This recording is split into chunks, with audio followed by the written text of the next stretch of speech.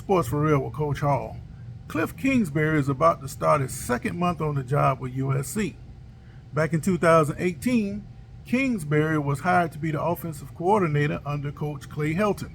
After a month, Kingsbury resigned and took the head coaching job with the Arizona Cardinals. Now that he's been fired, Kingsbury is now returning to USC, this time as an analyst.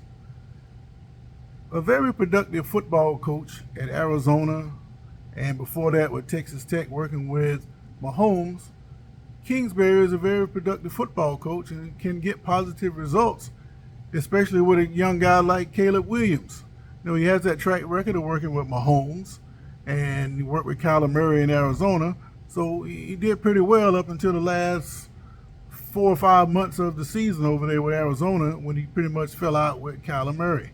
Of course, they're going to side with the quarterback because the quarterback's got that big salary and they need him to be happy, so it made sense for Kingsbury to go. Normally when you hire a fired NFL coach, it's a threat to the current coach. But the Trojans' current coach, Lincoln, he's a good offensive mind and he has good offensive talent and he's steady building that. And I think having Kingsbury on the side is going to be an enhancement for the program.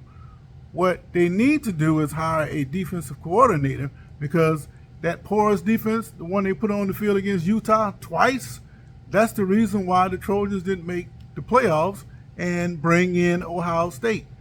As well as Ohio State played, the matchup that Georgia really didn't want was that USC game because you had a quarterback like Williams who can run around and make plays and a guy like Lincoln who can turn around and light Georgia up.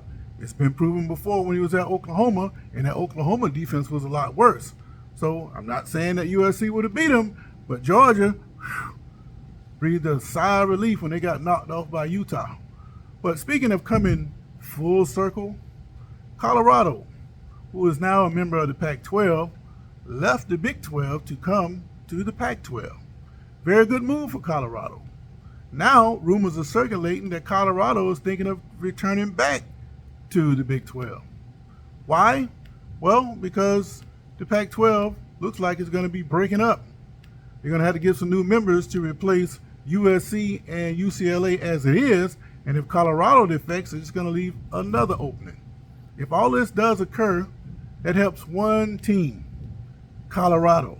If they stay in the weakened Pac-12, that helps Coach Prime in Colorado.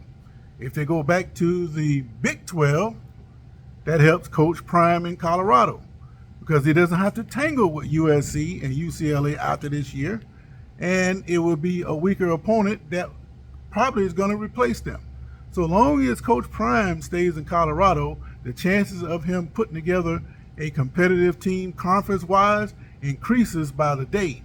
And if he stays several years, Sanders is going to make noise with Colorado, whether they're in the Pac-12 or the Big 12. Keep it posted. Sports for Real.